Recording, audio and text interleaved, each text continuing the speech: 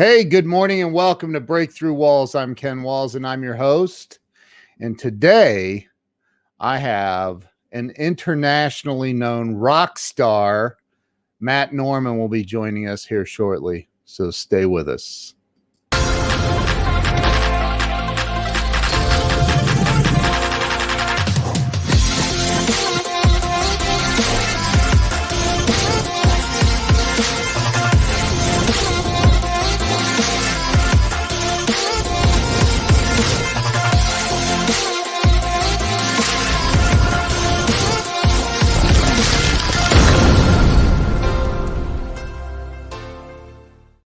All right, let me bring Matt in. Matt, welcome to the show, man. Thank you, Ken. It's an honor to be here. Hey, I'm glad to have you. So I am pretty excited about this because you are I don't know the exact title. I'm sure you're going to share it with us, but you're really involved with the Dale Carnegie company. Is that right? Am I saying That's that right? Yeah. So I run one of the Dale Carnegie groups in the world, and we're actually the largest in North America, our group, and What? based out of the Twin Cities in Minnesota. Really? The largest in North America? We're the largest in North America. I think we're the second or third largest in, well, you know what? Actually, Ken, I need to correct myself. New York just, I think, edged above us in North America, but we're in the top 3 in the world. We got to change that. Did we just become best friends? I love Dale Carnegie's stuff, man. It sounds like you must as well. But so I created this show. Gosh, it's almost been 3 years now. And I've interviewed over 300 celebrities and entrepreneurs, and it's all about helping people have a breakthrough as they get stuck in life. And I'm excited to hear what you have to say. So everybody do me a favor and please share this out, because there's going to be some amazing value added to your lives today. So Matt, why don't we start with you telling everybody where you were born and raised? Thanks, Ken. I was born and raised in Eden Prairie, Minnesota. That was at the time a growing suburb outside of Minneapolis. And at that time, it was a very safe community, fairly upwardly mobile, kind of a classic suburb in the 80s. And I've spent my whole childhood in that area, southwest of Minneapolis. Wow. And is that where you went to high school and grade school and middle school and all that? That whole process. Yeah, it was a very safe area, generally speaking. Very, Minnesota nice. Perhaps you've heard that phrase before. We like to use that phrase, that adjective nice, to describe Minnesotans. And that was really true about Eden Prairie. I mean, it was a nice place to grow up. People were nice.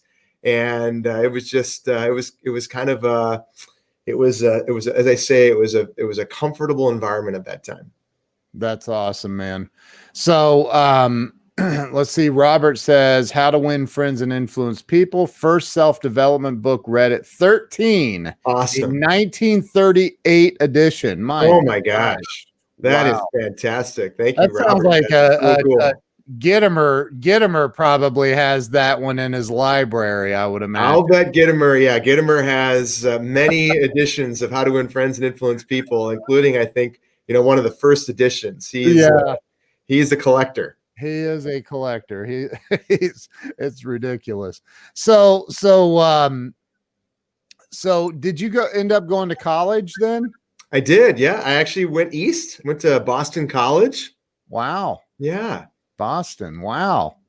So that's how you got rid of that Minnesota accent. It was a different environment. I remember coming home, Ken, for Thanksgiving, my freshman year, and I declared at the Thanksgiving table that I was going to transfer back to a Minnesota college. Really? Yeah. The East Coast, the Boston accents, the fast-paced culture. It was not Minnesota nice anymore. No, it's way different, isn't it? And I love Boston. I ended up marrying a woman from New England who spent a lot of her life outside of Boston. And my only sibling lives outside of Boston now. So I love Boston. In fact, we're going there for Thanksgiving this year, but it was a different way of communicating and operating. That's for sure. Yeah. It's a little different.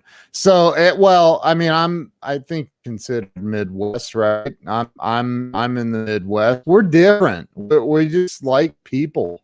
That's right. A little slower pace. I remember we lived in Vegas. My wife made Christmas cookies and decided, and we lived in this gated community, and she made Christmas cookies. And I go, "What are you doing? Why did you make 6,000 cookies? What are you doing?" And she's like, "Oh, I'm taking them to all the neighbors and I'm going to deliver Christmas cookies." I'm like, "Okay, have fun with that." And they were rude. They wouldn't answer their doors. Some woman our next door neighbor. I never even, I'm like, this is definitely not like the Midwest at all. So, but anyway, so you, did you end up transferring back or did you graduate from Boston College? I stuck it out. My grandfather said, "You're going to stick it out." Wow. And I'm so glad that I did. It was a phenomenal experience. Okay. So you have an undergrad in what? In finance and Spanish. Wow. Yeah, I spent a year abroad, but mainly a business orientation. Okay, cool. So what happened after college? Where'd you go from there? So I went back to Minnesota. I wasn't planning on going back to Minnesota. I had applied for a consulting role with, at the time, Anderson Consulting. Minnesota was my third choice, and that's what I got. The other two choices, I think, had too many people applying for them. But I ended up back in Minnesota, back in the safe environment near my family and in the culture that I knew growing up. And it was with who? Anderson? It was with Anderson Consulting. Yeah, now Accenture. Oh, okay. And what's involved in that? What do you do with a consulting company? Well, there's certainly an element of management consulting in terms of, process analysis and organizational analysis and so forth. But a lot of it for me, when I first started, was in technology. I frankly was coding software, building large enterprise technology systems, sitting at a desk with my headphones on. Wow. And just kind of cranking out software code for these large implementations that we were doing at places like American Express and Allstate Insurance and large companies that were implementing big systems. So when you were like 8 or 9 or 10 years old, I mean, is that what you envisioned? Like someday I'm going to be a software code guy? No, it never was. It never was. I think when I was 8 or 9 or 10, I actually aspired to do what my dad and grandfather did. So my grandfather got into the Dale Carnegie business in the 1960s. He worked for a car dealership, a family car dealership in Iowa, and Dale Carnegie offered a program in their small town in Iowa. He took the program, ended up leaving the car dealership ultimately, and developed a career with Dale Carnegie. And then my dad followed in his footsteps. And so I always thought that's what I was going to do. Wow. Up until about college, as a child, I thought that's what I was going to do. Really? And then later in high school and in college, that idea started to evolve. And so you were sitting at Anderson Consulting doing this coding stuff. How long did you do that? About 3 or 4 years.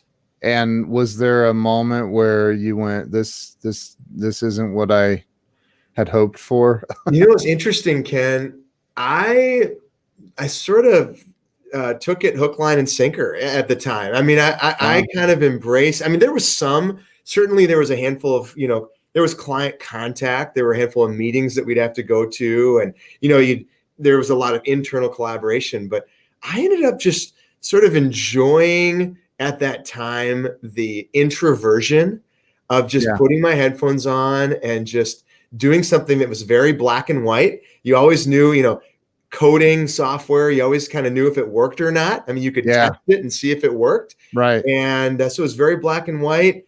I didn't take a lot of work home at that time. It was just a very in the box, sort of safe, controlled way of living. I mean, it was hard. We worked hard. I'm not saying it was easy, but it was at the time it felt comfortable to me. Yeah. And what happened? Well, so I ended up meeting the woman who became my wife on a project. We were both in Boston, as it turned out, and so I ended up leaving Anderson Consulting, went to work for an emerging technology company in In Boston. Boston? Yeah, we both moved. I moved back to Boston. She moved Wow. to Boston. She was living in Manhattan at the time. And I went to work for this sort of small, emerging technology, high growth technology company where I had to wear multiple hats. I was given probably more responsibility, more authority than I deserved at that time. And now I was back in the Boston culture and things started to change for me. It was no longer that comfortable, safe environment that I was back to in Minnesota. Wow. Okay. So where did things go for you from there? Because eventually you became an entrepreneur, right? I did. Yeah. So in Boston, about maybe a year after I had lived there, I was in a conference room presenting to my team. I had about 10 people looking at me in a conference room. And I had developed this pattern of thoughts that were insecure, self-doubting, and I just and high pressure, because of Yeah. this environment was so different from just sitting at my desk, having my headphones on, developing software and this kind of big, corporate culture, to this now emerging situation where it was very fast and cutthroat. And again, I was kind of out of my depth a little bit in terms of responsibility. And so I had developed these patterns of thinking to where in this conference room, the patterns of thoughts manifested in physical reactions. I started getting short of breath. My palms were sweaty. My head got cloudy. And I'll never forget, I froze. I couldn't continue speaking. Wow. The people in the conference room were looking at me confused. I got up acting like I was clearing my throat or choking on something, went to the restroom, splashed water on my face, didn't go back to the conference room. And going forward, I avoided any opportunity to be in a conference room or to present to anybody because I was so fearful that that would happen again. And what had happened was a panic attack. And anyone who's had a panic attack knows that you tend to become terrified of getting into an environment that may reproduce that panic attack. And so I would hide in my office with the lights off. One time laying on the floor under my desk because I was so fearful that one of our executives would come by and grab me. Would often I was in sort of that mid-tier leadership role. Often we would get grabbed and pulled into meetings impromptu and we'd have to speak. And the thought of me having to go into a conference room and speaking just terrified me. So I avoided it at all costs. Wow. And how long did that avoidance last? Well, it was severe for about 9 to 12 months. Oh my I gosh. would take time off work. I would leave work in the middle of the day to go for walks and try to calm myself down, listening to my headphones. And at that time, a few things happened. One was I had a renewed focus on my faith, which really helped me a lot. Another thing that I did was called my dad and asked what his recommendation was. And not surprisingly, he suggested I take the Dale Carnegie course. Really? So in Boston at that time, I enrolled in the Dale Carnegie course. And it was difficult, Ken, literally for me to drive the 20 minutes from my apartment to the Dale Carnegie course. I was so terrified. I thought I would have a heart attack on the way to, and here I am, 27 years old, thinking I'm going to have a heart attack. I was diagnosed with high blood pressure at the time, despite being a fairly fit guy. And I could barely get there. And I remember being in the parking lot after about the fourth session. The Dale Carnegie course is a multi-session experience, where each week they stretch your comfort zone. By about the fourth session, I stood in the parking lot with Clark Merrill, my trainer, and I said, Clark, I just can't get over it. I think I'm always going to be this way. I think I'm always going to be stuck in insecurity and panic attacks, and this is just who I am. I should just go back and code software at my desk with headphones on. And Clark looked at me, he said, it's not about you. And I said, well, I get that, Clark. Yeah, I understand. He said, no, it's not about you. As soon as you stop thinking about yourself and focus on the people in front of you, you'll get out of your own way. Why don't you show up next week and stop thinking about yourself? And he gave me kind of that Boston direct, in my face feedback that I needed. Sort of like that scene in remember that scene in Good Will Hunting when yeah. Sorry, where did you know him from? Where did you know him from again? Well, he just happened to be the trainer for the Dale Carnegie program that I enrolled in on the recommendation of my dad. I grew up in the business. I always admired what my dad did, but I never really jumped into it as I became an adult. Okay, I want to back up a little bit because you said your grandfather was in the Dale Carnegie business. Your father was so you had never taken the Dale Carnegie course? I took it. I read it, the book early, and I took it. But for me, I think growing up in the safe suburb outside of the Twin Cities, Minnesota, nice, I took it and I thought, this is great stuff, but I never needed it to get unstuck. Yeah. And therefore I appreciated it. Yeah. But I didn't need it. And so I didn't value it to that degree. At that time, it was the turn of the 2000. It was about tech. It was about finance, and this was the direction I was going to go. Yeah. And I thought this Dale Carnegie stuff, by the time I got into late high school and college, this Carnegie stuff, it's admirable, but, it's not really where the world's going. I need to go into a more of a cutting edge, something that I'm, more excited to tell people that I do at a cocktail party than to say that, I help people win friends and influence people. Right. That is hilarious. It's amazing what, just say God, whatever you call God, the universe, whatever you call God, but this force kind of forces us into what we're supposed to become. Isn't that interesting? Yeah, it really is. It's amazing how we, I think, develop ways of thinking and acting throughout our lives. And probably as a way, it's an adaptation to our environment. Yeah. And every day we repeat those ways of thinking and behaving, as I did. It helps us to succeed and maybe to survive in our environment. But then one day, like you say, the universe, or God, however you want to describe that, just sort of causes us to realize one day that this is not working for you anymore. This is not going to work. I just wonder, Matt, if maybe there was a subconscious thing you had going on where you were like, no, I'm not doing what they did. No, I'm going to be my own man. Yeah, I think I did. I'm going to do my own thing, Right. Yeah, I think there was that. I think I felt like I needed to prove myself. Yeah. Wow. So, hey, Glenn, good to see you, bro. Hey, Glenn.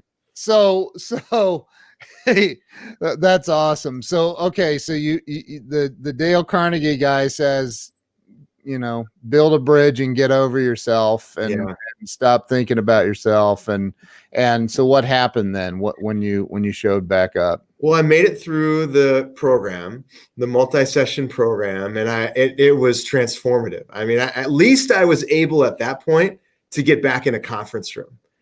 Now, despite that, I still for years, Ken, for years, had a hard time getting in front of people. I mean, even to this day, as we're talking right now and reliving that story, I can feel my body starting to get a little bit tense. I can feel my throat getting full. Wow. To swallow. My palms start to get a little sweaty. And we're talking now, it's been 18 years since that happened, so the last 18 years has been this journey of continuing to try to develop healthier patterns in how I think, relate to others, view myself, and make choices about how I operate. Yeah. Okay. So you're back at work, you're back in the conference rooms, you're still having some physical symptoms of this panic thing. And what eventually happened though, because you did not stay in that company, right? No, I didn't. That company, we ended up selling the company. So Okay. like you say, sometimes the universe conspires for us, Yeah. forces our hand to do something. So I had to make a decision. I literally have that hanging on my computer. Isn't that funny? Look at that. That's perfect. Always. That's I think that I first read that in The Alchemist. You ever read that book? I just recently bought it and started reading it, but yeah, I've not read the whole thing. It talks a lot about that concept, but so I had to make a decision about what I was going to do at that time. I ended up deciding to go work for my dad in the Carnegie business at that time. I thought, number one, I've developed a real passion for it. I wanted to help other people that were stuck in similar situations, particularly people like me who maybe had unhealthy thought patterns or viewed themselves in a way that was unproductive, particularly those that are maybe more introverted, more of an engineering orientation like I was, who may feel more comfortable putting their headphones on and plugging away at developing software. And so I went on a mission to work for my dad and try to help other people. I just really valued what he did. And I also, frankly, I knew that going to work for him and learning to sell and having to present and coach other people would continue to stretch my own comfort zone in this area. I find, dude, this is interesting because you are, you grew up in we'll call it a I don't know about privileged, but protected, Niceville kind of like suburbs, and from the outside looking at you, you're this all-American dude with the flowy blonde hair, the beautiful smile. I'm sure everybody looks at you and says, that guy is the all-American kid and he's got it going on and is perfect in every way. And yet on the inside, there was a totally different story unfolding for you. That's right. Yeah, that's right. And, it's really made me realize the story that's often unfolding inside everybody. Yeah. That they often don't project or, we do a good job hiding our story. We sure do. So I just developed a real heart, particularly at that time in my life, for getting beyond the facade and getting at people's true story. I was forced to. I know, Ken, you too. That's part of your story. Getting to that point in our lives where we kind of have to reconcile our true self, our true story, our own insecurities and flaws. And I was broken big time. Wow. And people will say to me, especially in this business, people will say to me, come on, you got to be kidding me. You struggled with insecurity and relationships and communicating and that type of thing. And because, I grew up in a family where I was able to kind of put on this, projection to the world that I was able to do these things. Yeah. And the reality is something else was going on inside. So I just really have a heart for getting at our real story. Wow. Dude, that's amazing. So you ended up going to work with your dad, for your dad, I guess, with your dad, for your dad. Yeah. And what was your role? Like it sounds like you weren't really in any position to immediately start coaching people. Right. Yeah. So I had to sell. That was the first job I had, was basically commission sales job. I had to figure out how to carry a bag and sell what we did. And it was a lot of, it still is, but every day facing my insecurities. Every single day facing my insecurities and my comfort zone and, just everything that goes with a performance-based compensation sales job, I had to face every day. And that is, dude, that's scary. I mean, I've been in sales most of my adult life. So and you know what's crazy is I've had massive success and then massive failure because I allowed those voices that you're talking about, those fears to take over and like start messing with my head. And you know, they say that the hardest door to open every day is the car door, getting out to knock on that first place, right? So Yeah. have you done that cold calling? I'm sure you. Oh yeah, cold calling on the phone, cold walk-ins Oh into yeah, businesses, all that. And it's like you say, I mean, I just couldn't agree with you more that the biggest barrier is ourselves. You know, it's oh just yeah, it's so hard to get out of our own way. And it's not just fear for me. Fear wasn't the only byproduct of those thoughts. The other thing was my effectiveness and my relationships because I would, try too hard in sales meetings when I started to get, or I would, just be too focused on my own agenda in a sales meeting. I mean, all these things that happen, which ends up deteriorating our impact in relationships yep. or in our ability to influence somebody because we're so caught in our, and that's what I love about Carnegie. I mean, Dale Carnegie was all about that. I mean, his whole thing was as soon as we stop thinking about ourselves and think more about other people, we're going to be better communicators. We're going to be less worried, less anxious, and we're going to have a greater impact on others. Yeah. I love and I'm going to butcher it, I'm sure, by trying to paraphrase, but the story in the book about, was it George Eastman, the sales guy that called on George Eastman what was it, selling him chairs or seats for his auditorium, right? Yeah. Wasn't it Yeah. something like that? Yeah. And the way that unfolded, and it's an amazing story. Well, and it is an incredible book. If you're in It sales is. and you haven't read How to Win Friends and Influence People, you need to start your career over today. Yeah, I agree with you. And the other one, Ken, that was a big impact for me that he wrote is How to Stop Worrying and Start Living. Both books, like you say, are just these phenomenal collections of stories, many times famous people who had to get past themselves. They were stuck, like you talk about in your podcast. All the time. And so much of it, I mean, every one of the stories really in both those books goes back to get out of yourself. It was just like Clark Merrill said to me in that parking lot in Boston 18 years ago. As soon as you stop thinking about yourself and start thinking about other people, you're just going to be less anxious and have a much greater impact.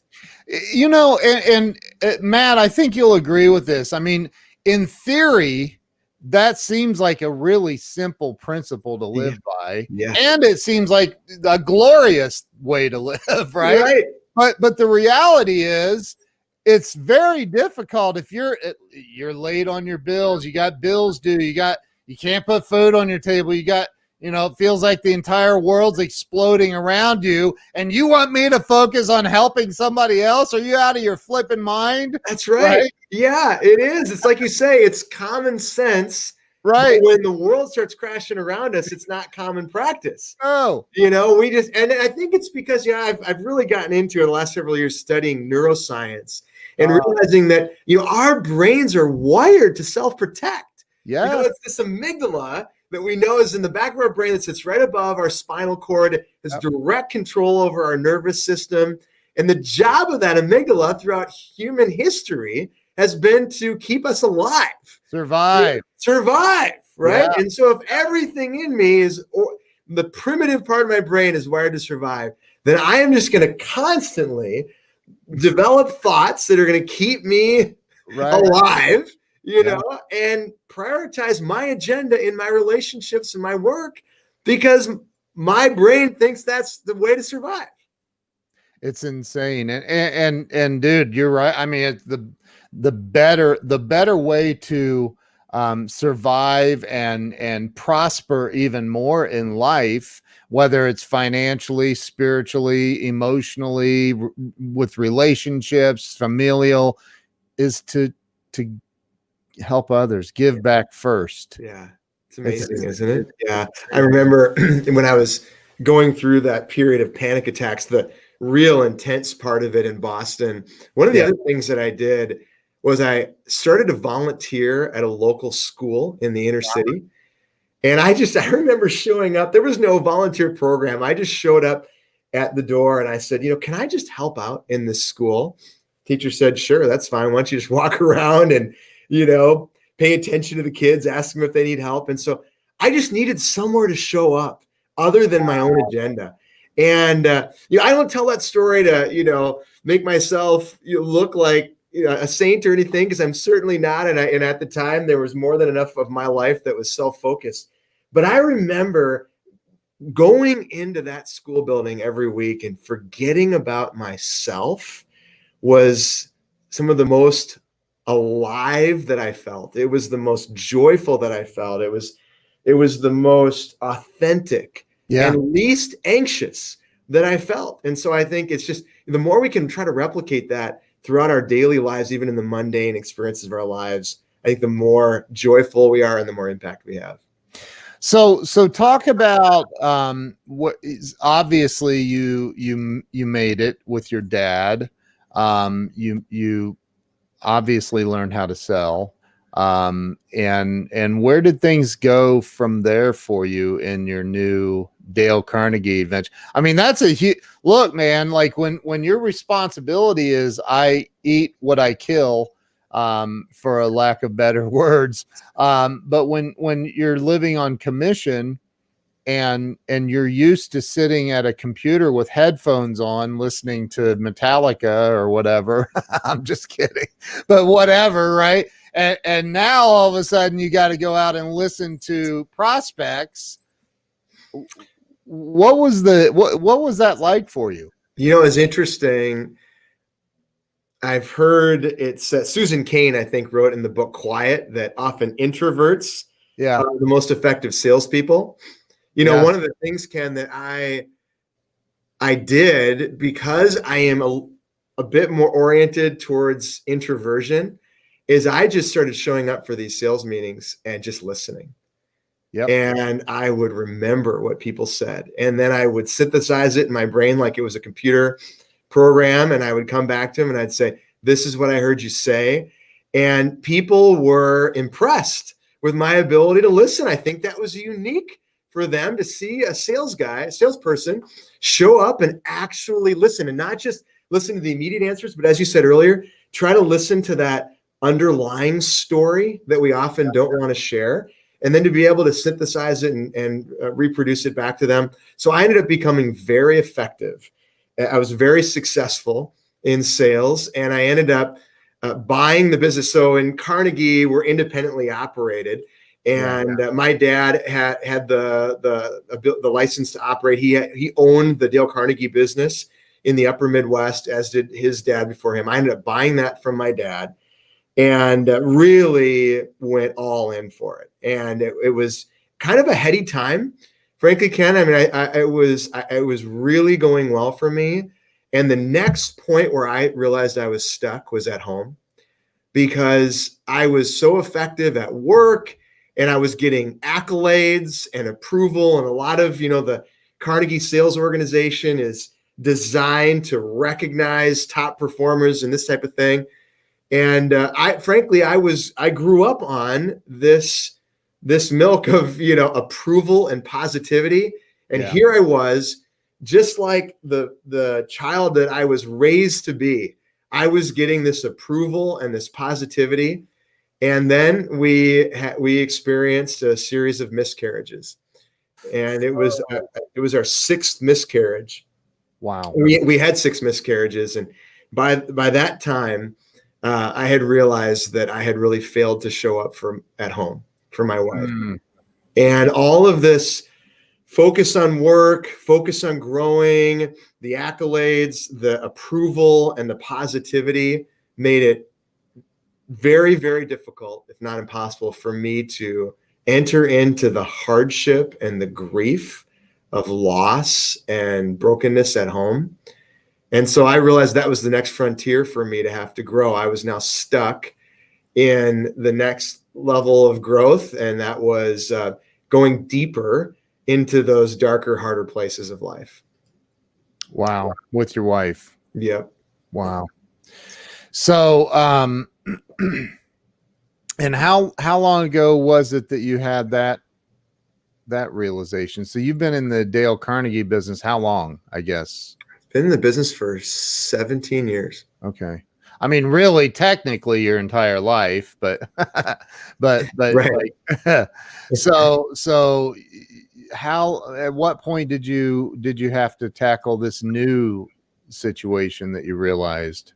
Yeah. So that was about um, how many years ago has it been now? It's been about 7 years Okay. since I had to tackle that. Okay.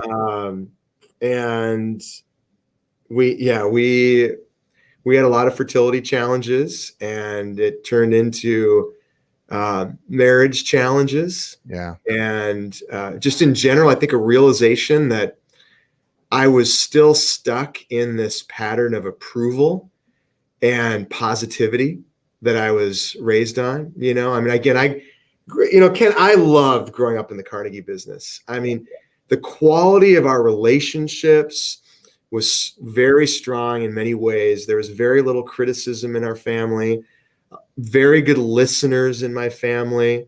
I'm proud that our family's done a lot of good in the world through this business. Yeah. The hard part is sometimes being in this environment of, helping others and be more positive and so forth. It became very difficult for me to reconcile and enter into hard situations. And Yeah. so that's been the journey for me the last 7 years or so, is being able to reduce my need for approval and positivity, Yeah. and be able to just admit my own brokenness and enter into other people's brokenness and hard situations and grieve. And I think that's a very important part of the human experience that being in Minnesota nice positivity environment, I often try to avoid. Yeah. I get that. I get that. So what do you think what are the main things, or what's the, I guess, and I ask this question of everybody, and I'm a little bit early with it, but I'm going to ask it anyway. What do you think the number one thing is that holds people back in life from, they're not, I don't think these are this related necessarily, but from success and happiness and freedom? Yeah. Well, if I can cheat a little bit on that answer, you say the number one thing, I think it's both what we said earlier, the ability to get outside of ourselves and focus on other people, combined with the ability or willingness to self-confront our own brokenness and our own places where we're stuck. Wow. And how do you get people to wake up? Sometimes I think it requires a crisis. Like we said earlier, we have to maybe hit rock bottom in a part of our life. Sometimes I think it's a relationship can prompt that, if we've got people around us that are willing to confront us or challenge us, that might put us in a position to self-confront. Yeah. And I do think that coaching, training, and other stretch experiences that we can put ourselves into can cause us to really face the facts about who we are, who we've become, and who we need to be. Or who we want to be. I was talking about this last night and the night before. I did a live stream the night before saying, we have, and you tell me what you think. I mean, I had Dr. Jeffrey Fannin on the show last week, who's traveled the world with Dr. Joe Dispenza, and Dr. Fannin is one of the top neuroscientists in the world, and he's a friend of mine now, and like, we talk about these limitations that we have in our brains, And I think that a lot of times these limitations are put there by other people, and we never do anything to remove them. Yeah. We stay there. Like it's like the elephant with the chain, right? Right. You started as a baby chained up, it can't get and so Yeah. what do you feel about that? How do people bust through those limitations, those self-limiting beliefs? Yeah. Yeah. That's so good. Well, I think one piece of it's metacognition, this idea of thinking about our thinking Yeah. and really paying attention to how do I think? What do I think about? And as often we need the help of a coach or some, environment that's going to really get us realizing how we're thinking. Yeah. I think that's a big part of it. And certainly, I think there's also a halo effect that occurs when we do start growing, where we say, oh, that's interesting. I just quit smoking, or I just, lost 10 pounds, or I just learned a language, or I just got more comfortable speaking in front of a group. I wonder how I could transfer that confidence to something else. It's sort of like Jim Collins talks about the flywheel versus the doom loop, right? I think there's a flywheel, and I would just add into that line of thinking is the James Clear Atomic Habits idea that, as we build that habit, as we just keep repeating the healthy or more productive thought or behavior, we eventually identify with that. We start to say, well, I am a fit person. I am a confident speaker. I am an effective fill in the blank, because the flywheel has been turning and we've established the pattern or the habit of doing that. I love that, man. I think that, and I talk about this a lot in my coaching, and that is working on those I am affirmation statements and writing it out. I have a friend, Billy Merritt, who's a client of mine. He's a friend of mine.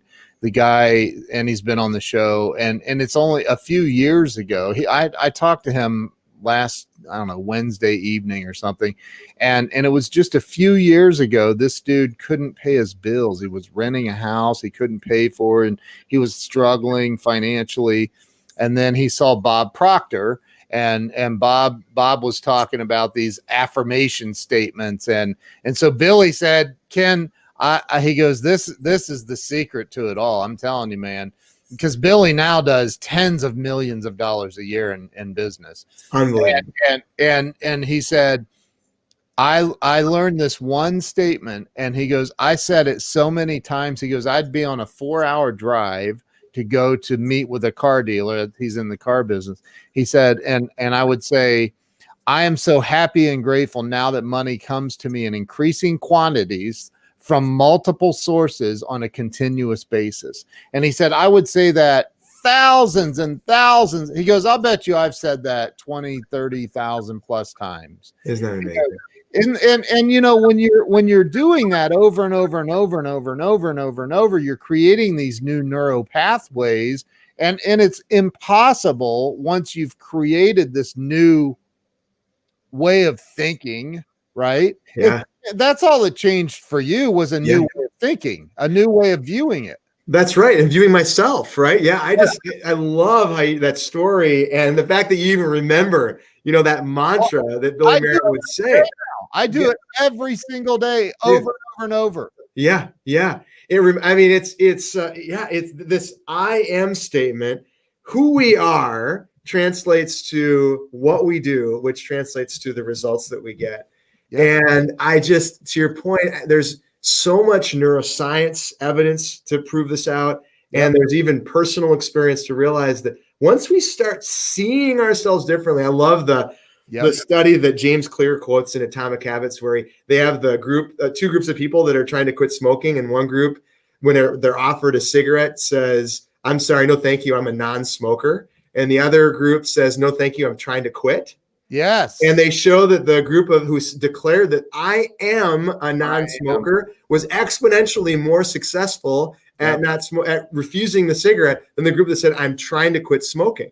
So it's just, it's so fascinating to think about the messages that we tell ourselves. Who do we say that I am?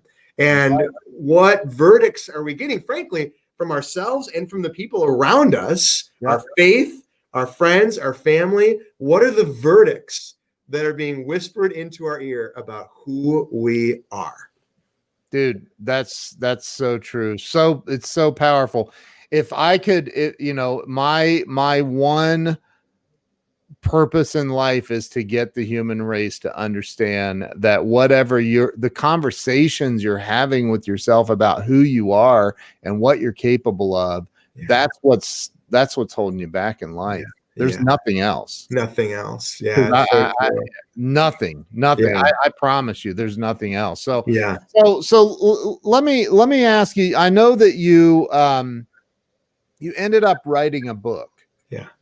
Let's talk about your book. First, I'm going to give you full screen. I want you to talk about it, share it with everybody. Yeah, there's the book right there. 4 Patterns of Healthy People.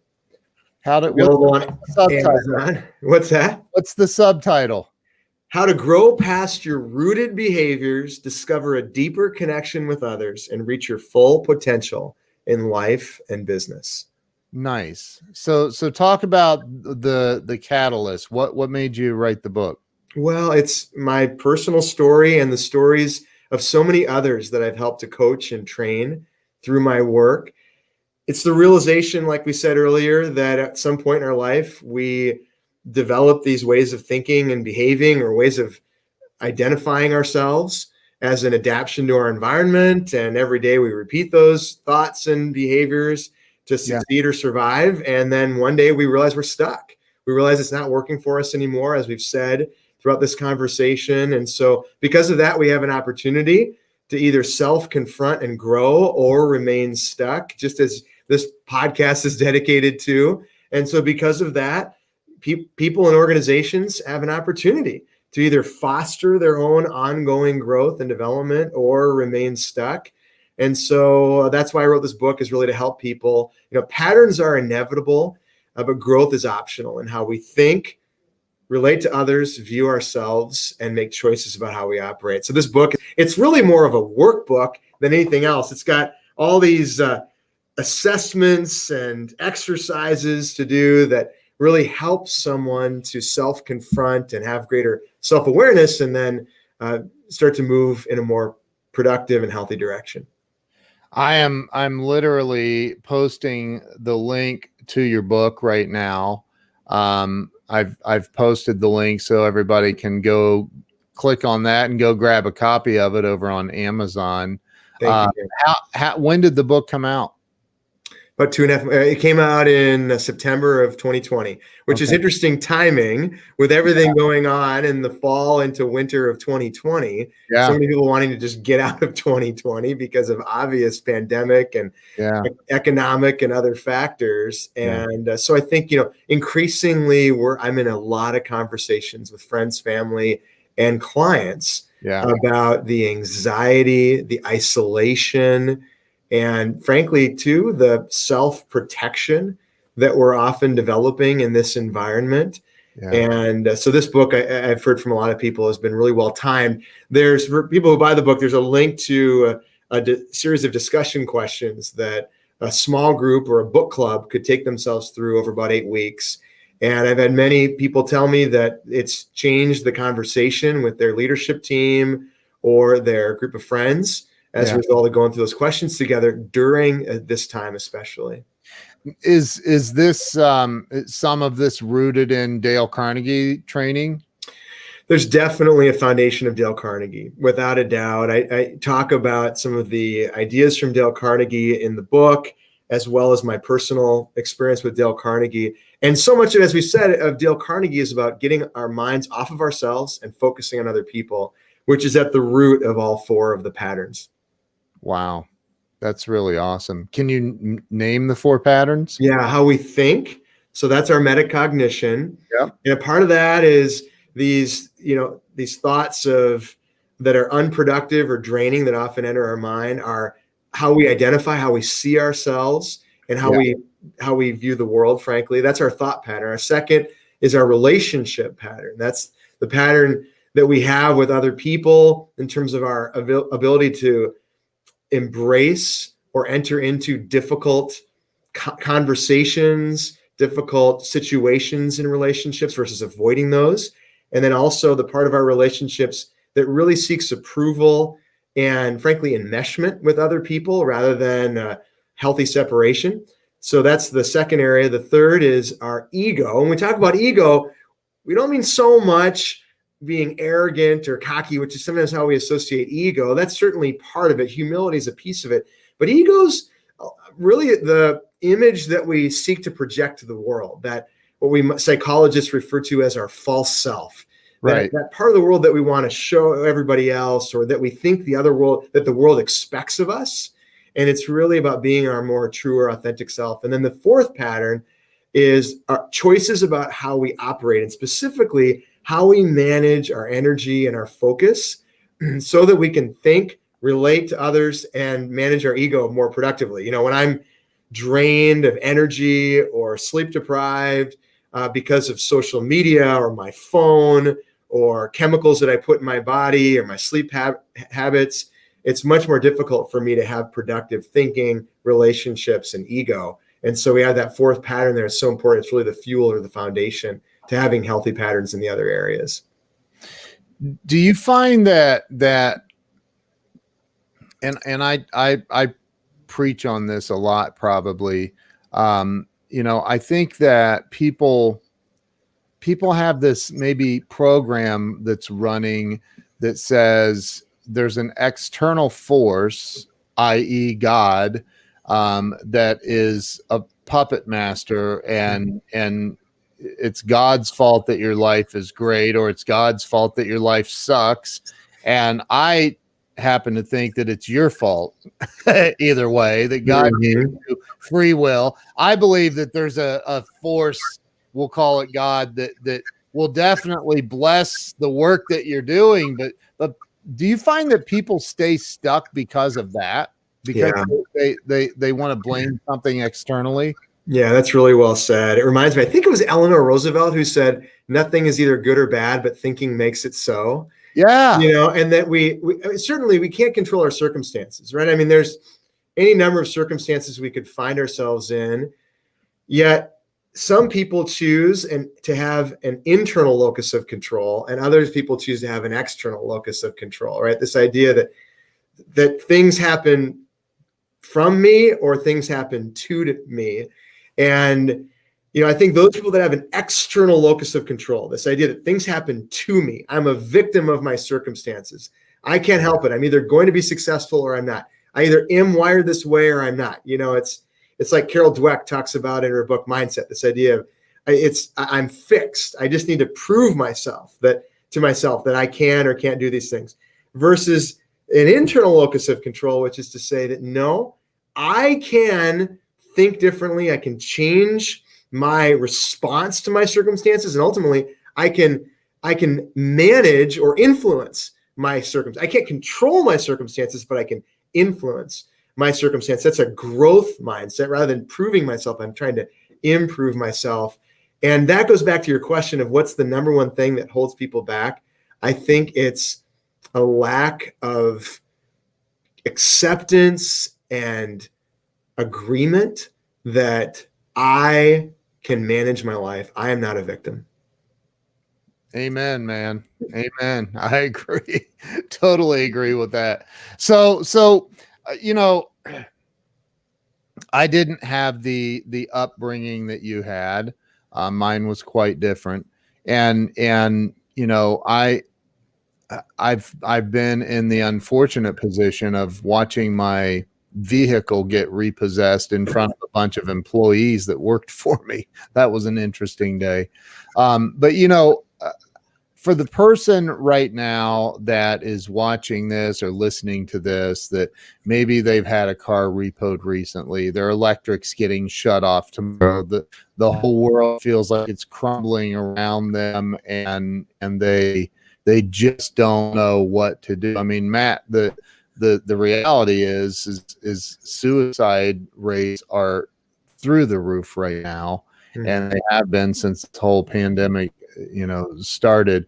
Like, what do you say to the person that's barely hanging on to life, not knowing what way to turn? What would you say to that person that's listening right now? Well, I think the first thing, Ken, is to say that's really hard and not minimize it. You Yeah. know, I think sometimes we may be tempted just to minimize the challenges that people are going through and try to give an easy answer, just pull yourself up by your bootstraps, or, think more positively, keep working hard. Or maybe we minimize it. It's not really that bad. It could be worse. Look around the world. I think the first thing I would say is, I'm sorry. That's really hard. That's really, really hard. And to enter into that grief or that hardship. And then to say, okay, what can you do? First of all, we can manage the way we think about this situation. We can either think about it as a victim, we can ruminate on the hardship, or we can release parts that we can't control. We can accept, we can even welcome the way in which our situation is causing us to grow. And then we can surround ourselves with healthy relationships to work together to get through it. We can have an appropriate view of ourselves, not thinking too highly of ourselves or too entitled that I deserve this. How could this be happening to me? And then finally, we can start making some good choices about how we operate. Simple things like managing our own energy and not just medicating or coping with the challenges through, our phone or chemicals or whatever that might be that we might turn to, but rather making healthier choices about how we will manage our energy and our focus to get through it. That's what I would say. Love that, man. I think, and to, I guess your point of getting out of ourselves, in the recovery movement, which I've been in now for over 18 years. One of the fundamental principles, I remember hearing this old guy from New York, old gruff, recovered alcoholic guy with 40 years sober or something. And I remember being in this meeting and hearing his story. And he's like, if you want to know how to have a good life and long-term sobriety, the secret. And I remember he paused and I'm hinging on and I'm like, okay. And he's like, the secret is in the bottom of the coffee pots and the ashtrays. And this is back when you could smoke in AA meetings. But and I'm thinking, what is he talking about? He's like, when you get here early, you help set up the meeting, you make the coffee, you set the ashtrays out. At the end of the meeting, you get the coffee pot and you go clean it. And you're of service to your fellow man. You're helping other people. And that's the secret is in the bottom of the coffee pots. And I've lived my life like that for the most part since then. And it's true, man. If you're going through it right now, and Matt, I think you'd agree, if you're really going through a tough time, the best way to get to better times is to help other people that are going through a tough time. Yeah. Amen. Yeah. That's so well said. So well said. In the ashtrays and the coffee cups. Or the coffee cups. Man. Yeah. I just love that. And if we just start showing up for other people, bit by bit, we will start to recover. How can everybody, first off, maybe there might be some people on here that want to talk to you about your Dale Carnegie program. What's the best way to, what's your website address? mattnorman.com. So people can connect with me through that.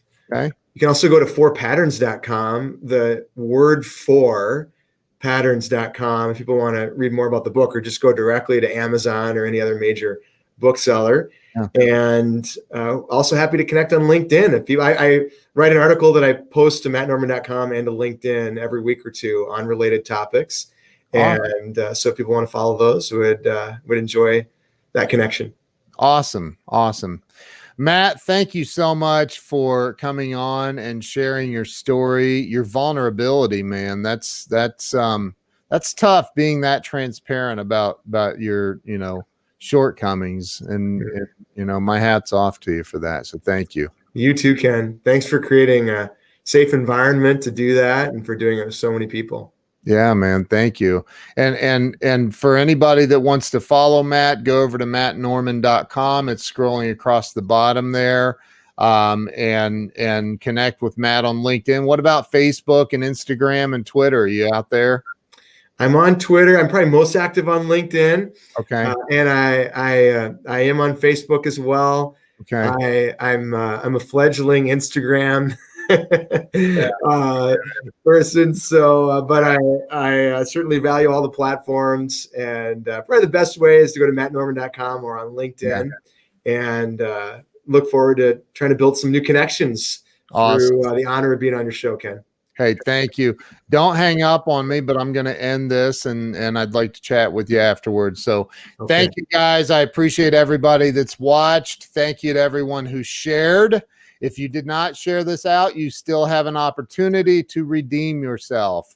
Go ahead and share it out. Thank you guys. Appreciate you all so much. Matt, thank you again. I appreciate you. Thanks, everyone. All righty. Bye-bye.